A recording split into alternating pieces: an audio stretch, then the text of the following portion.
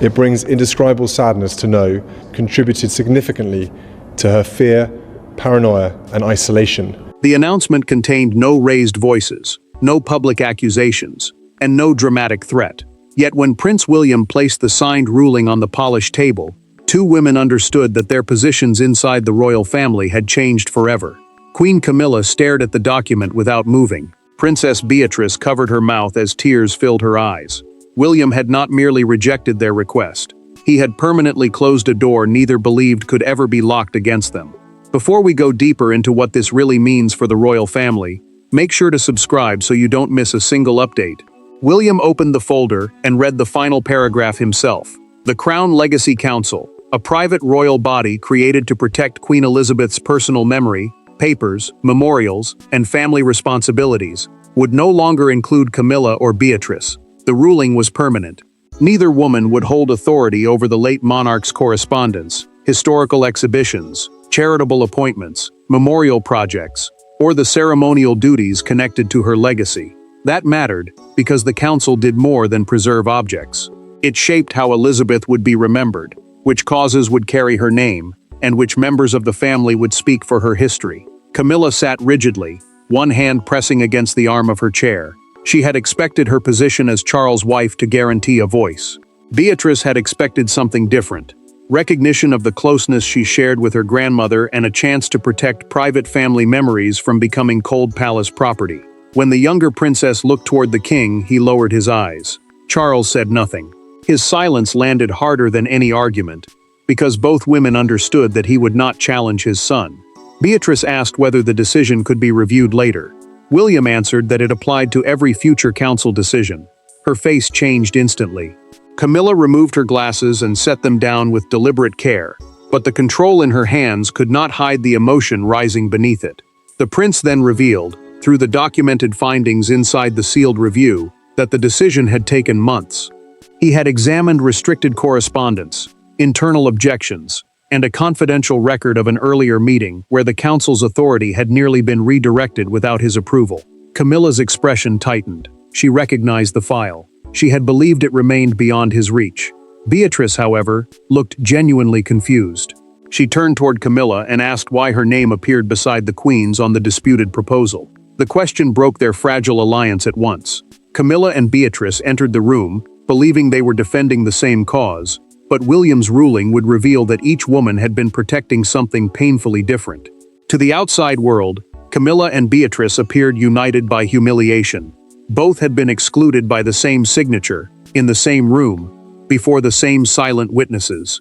But their tears did not come from the same place. For Camilla, the ruling threatened years of carefully constructed authority.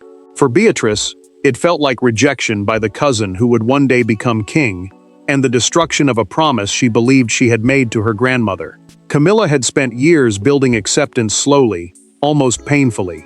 Every ceremony, every public duty, and every quiet sign of trust had helped secure her place inside the modern monarchy. Membership in the Crown Legacy Council, a private body responsible for protecting Elizabeth's letters, memorials, charities, and personal history, meant far more than another title. It suggested that the late Queen's legacy had finally been placed partly in her hands. Losing that position felt like watching years of patient progress collapse in a single morning. Beatrice carried a different wound. She had spent private hours with Elizabeth discussing paintings, family letters, patronages, and memories that never entered official records. To the princess, the council was not a political prize. It was an emotional responsibility born from affection. She believed she was protecting something intimate, something promised without ceremony. After the ruling, Beatrice retreated into a small adjoining room and pressed a handkerchief against her eyes. Camilla followed and reached toward her, but the younger woman stepped back. The movement was slight, yet its meaning was brutal. She no longer felt protected. She felt used. Camilla insisted that the joint proposal had been designed to preserve Beatrice's role and strengthen family continuity. The Queen Consort said she believed their names together would protect the late monarch's wishes from outside pressure. Beatrice answered that William's wording made it sound as though her name had been used to give legitimacy to a plan she had never fully examined. The disputed proposal carried serious power. It would allow selected members to decide which of Elizabeth's private letters could appear in future exhibitions. meaning public displays built around royal history. It also gave Camilla final approval over several appointments linked to the late Queen's charities. Beatrice's signature appeared beneath that clause, yet she insisted she had never seen it in that form. Charles entered and found both women crying. The king did not defend his wife immediately. Instead, he asked Beatrice whether she had personally approved the final draft. Her answer came quietly, "Not that version." Camilla's face changed at once. William's concerns were no longer easy to dismiss as family politics. Their tears revealed the damage, but the true cause began months earlier, during a quiet ceremony that became the point of no return. Every royal rupture has a moment that appears insignificant until the consequences finally arrive.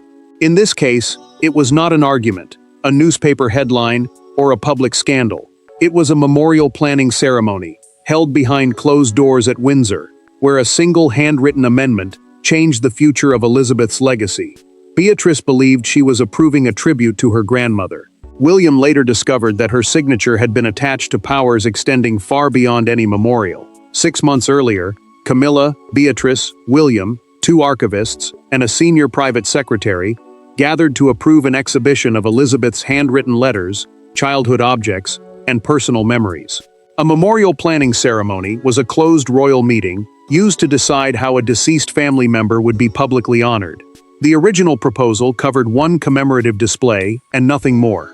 Beatrice supported it with genuine emotion because the exhibition included a private letter her grandmother had written after her wedding.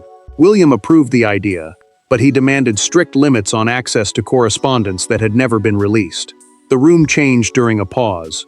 Camilla moved closer to Beatrice and told her that future generations might lose Elizabeth's warmth unless the family acted decisively. The princess, already shaken by memories of her grandmother, was shown a supplemental page and signed it without asking the prince's advisors to explain every clause. She believed she was protecting affection from bureaucracy.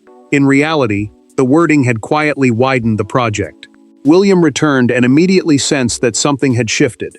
Camilla's chair now sat closer to the head of the table. He read the amended language and stopped at the phrase "continuing interpretive authority," meaning lasting power to decide how the late Queen's words, choices, and legacy would be presented. He asked who had added it. The Queen Consort answered that continuity required someone senior enough to make final decisions. An archivist later warned William through a documented private briefing that the clause reached far beyond one exhibition. It could influence access to sealed letters, approve official historical narratives, recommend successors to Elizabeth's charities, and decide which relatives were publicly connected to her memory. The most damaging detail sat directly beneath the wording, Beatrice's signature. It made the proposal look as though a beloved granddaughter had endorsed Camilla's permanent control. William began to suspect that grief had been turned into legitimacy. He did not confront either woman that day. Instead, he ordered the page secured, requested every earlier draft, and reviewed each alteration in silence. His patience concealed the scale of what was coming. What began as an emotional signature at a memorial ceremony would return as evidence when William finally summoned both women for the confrontation they had hoped to avoid. William did not summon lawyers, advisors, or ceremonial officials when he demanded an explanation. He asked for Camilla and Beatrice alone. The door closed behind them, and for several seconds no one spoke. On the table lay 3 versions of the same document, each carrying different powers and different consequences. The prince did not begin with an accusation. He pushed the final page toward Beatrice and asked one question.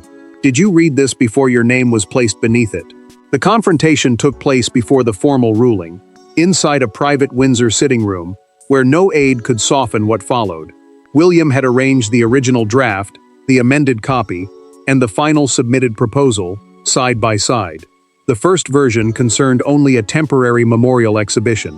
The last created an enduring authority structure, meaning a permanent system deciding who controlled future choices. Under that wording, Camilla would receive final approval, while Beatrice would be presented as the family representative who had supported the arrangement. Beatrice read the pages once, then again.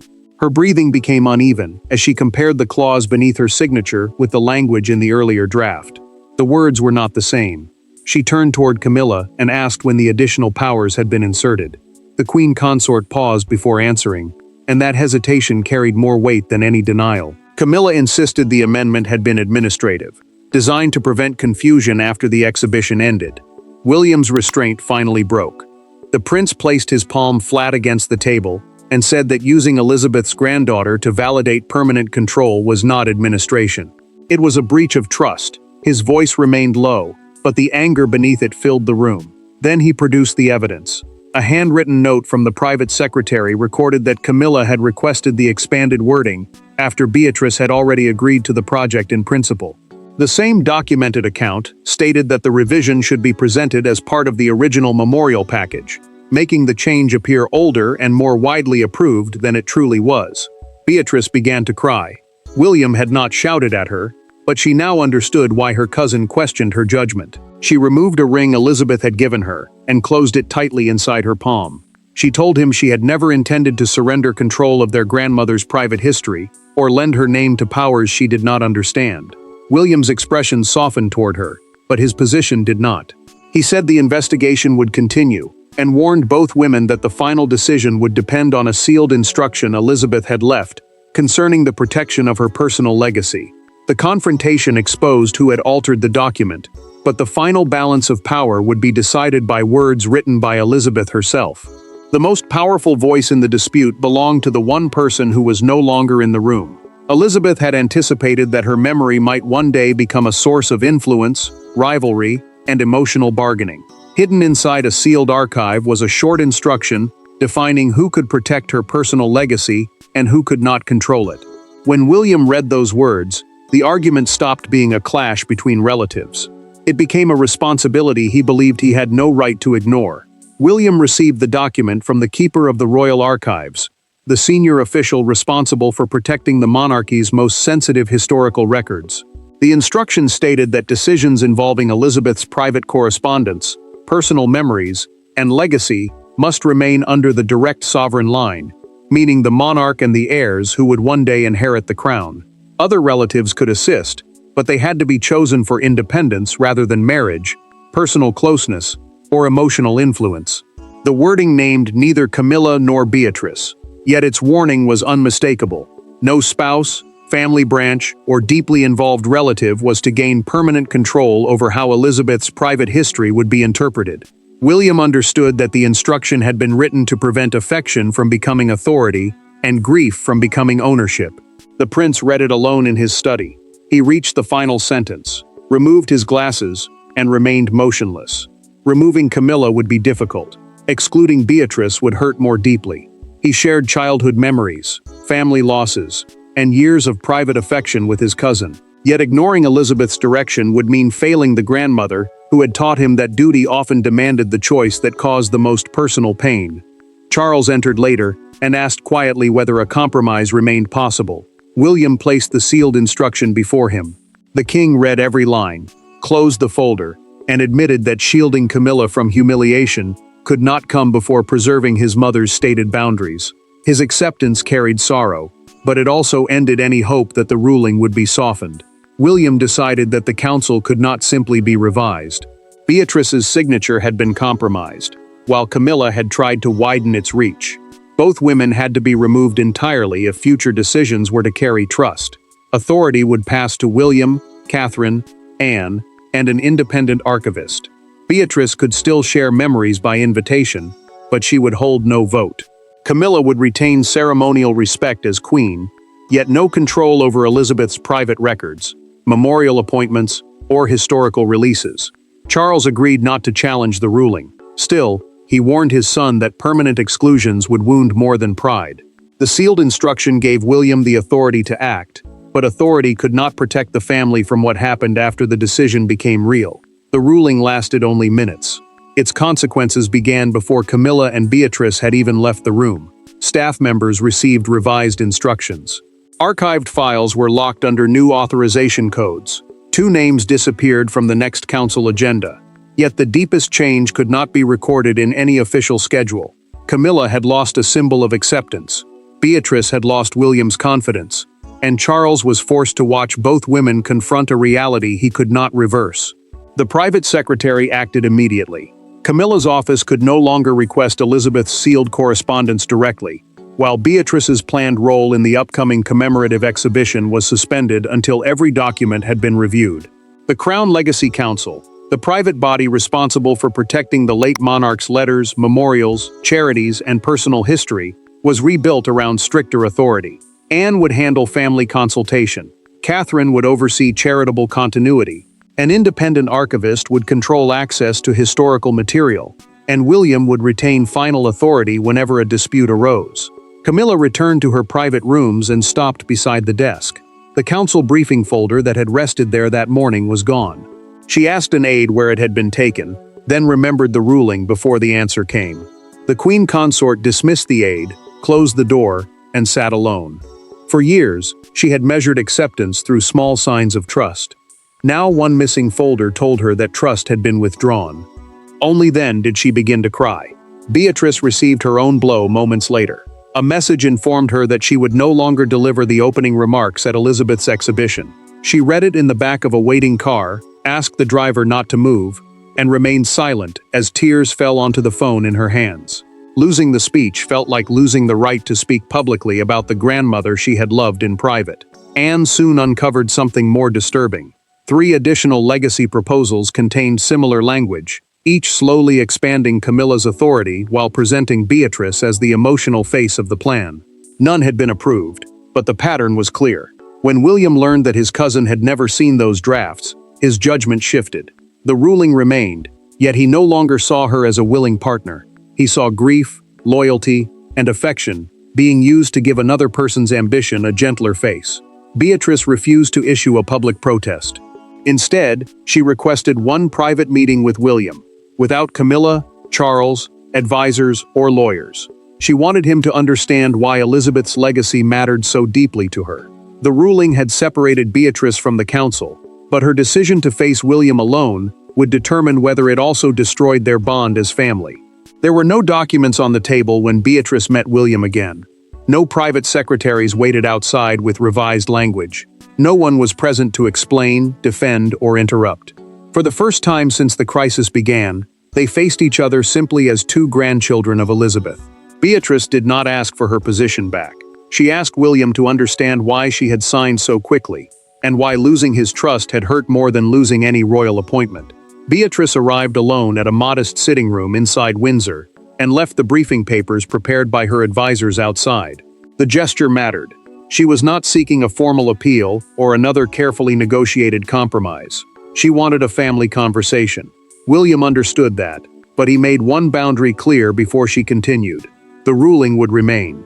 Restoring her immediately would weaken the safeguards created after the altered proposal, and make every future decision concerning Elizabeth's legacy appear open to emotional pressure.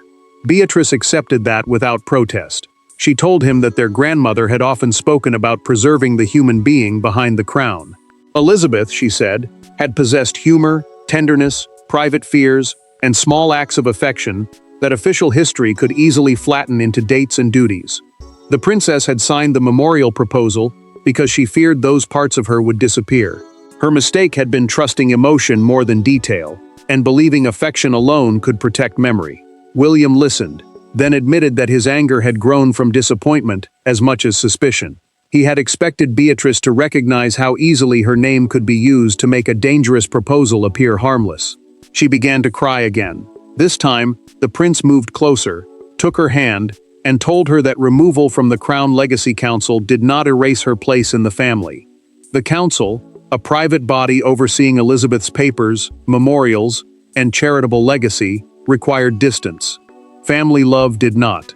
Beatrice then revealed something she had never said before. Camilla had repeatedly told her that William wanted the memorial project delayed indefinitely. The younger woman now understood how that claim had pushed her into acting quickly, convinced she was rescuing Elizabeth's memory from neglect. The future king offered a path forward. Beatrice would record private oral histories, spoken personal memories preserved for the archive, under Anne's supervision, and with an independent archivist present. She could protect warmth without controlling access, appointments, or interpretation. Beatrice accepted and agreed to support the ruling publicly. That decision healed one bond while leaving Camilla suddenly exposed. A private bond had begun to heal inside Windsor, but beyond its walls, one image of 2 tearful women was about to define the entire crisis. By the following morning, The ruling was no longer a private family wound. It had become the only royal story the country wanted to discuss. Yet it was not the legal language or the council structure that captured public attention. It was a single image, Beatrice leaving Windsor with reddened eyes while Camilla remained seated inside a dark official car. The photograph transformed an internal decision into a national symbol of grief, division, and changing royal power. Palace officials moved quickly to control the damage. Their statement confirmed that the Crown Legacy Council had been restructured under William's authority and stressed archival integrity, family cooperation, and Elizabeth's written wishes. Archival integrity meant protecting private historical records from pressure, alteration, or selective release. The wording criticized no one directly, but its silence was powerful. It made clear that the ruling was final, and that the prince now carried responsibility for how the late monarch's personal history would be guarded. Broadcasters treated the announcement as something larger than a council dispute. Commentators called it the clearest sign yet that William was shaping the future monarchy before reaching the throne. They focused on his willingness to overrule senior relatives, separate affection from duty, and accept personal anger in order to protect institutional trust. The future king was being praised for strength, but that praise made the suffering behind the decision even harder to ignore. Beatrice watched the coverage from home with her husband beside her. When one presenter described her as collateral damage in a struggle for influence, she switched off the television. She said she would not allow her grandmother's name to become a weapon against William. Her husband urged her to remain silent, but she understood that silence could now make her grief look like opposition. Camilla faced the headlines alone. One front page declared, "William draws the final line," above the photograph of her car leaving Windsor. The Queen Consort folded the paper slowly and placed it aside. Charles had not reversed the decision overnight. He would not reverse it now. Outside Windsor Castle, people began leaving flowers and handwritten notes at the gates. Several thanked William for protecting Elizabeth's private legacy. Others expressed sympathy for Beatrice, separating her emotional mistake from Camilla's attempt to secure lasting authority. Then Beatrice issued a brief documented statement accepting the ruling and affirming William's duty to protect their grandmother's wishes. Public opinion shifted almost immediately. Her dignity survived. Her bond with the prince appeared repaired. Camilla, however, remained the only central figure who had not accepted the new arrangement. The nation had delivered its reaction, but the lasting meaning of William's decision would be found in the private choices made after the headlines disappeared. William's final ruling did not produce a winner in the ordinary sense. Camilla lost authority she believed proved her acceptance. Beatrice lost a role she believed connected her to Elizabeth. Charles lost the ability to protect everyone he loved from the demands of the crown. And William lost the comfort of postponing a painful decision. Yet through those losses, the monarchy reached a clear verdict. Private emotion could shape royal memory, but it could never be allowed to control it. The restructured Crown Legacy Council met soon afterward, under the prince's final framework. The council was the private body responsible for protecting Elizabeth's personal papers, memorial projects, charities, and historical legacy. Catherine, Anne, an independent archivist, and William approved strict rules, separating family memories from official authority. The disputed proposal was formally withdrawn and permanently removed from consideration. Beatrice then began recording her memories of her grandmother, including private conversations, family celebrations, and moments of unexpected humor. Her words entered the archive as testimony rather than command, preserving affection without giving her unchecked power over how history would be presented. William attended the first recording session. When Beatrice finished describing Elizabeth's final words of encouragement to her, the prince thanked her and placed the old supplemental document into a sealed evidence box. Their relationship was not fully healed, but respect had returned. Camilla faced her own final reckoning during a private conversation with Charles. She admitted that the council had come to represent proof that Elizabeth's world had finally accepted her. The king answered that acceptance could not be secured by controlling another woman's memory. The queen consort listened without protest, removed the council pin from her jacket, and placed it in his hand. That quiet act ended the struggle. A final archival review confirmed that no letters had been altered, destroyed, or improperly released. William had intervened before permanent damage was done, making his ruling preventative rather than punitive. Beatrice accepted responsibility and preserved her future place within the family. Camilla retained her ceremonial standing beside Charles, but lost all involvement in Elizabeth's private legacy. The boundaries were clear, permanent, and accepted. The tears shed inside Windsor were not the beginning of another endless royal war.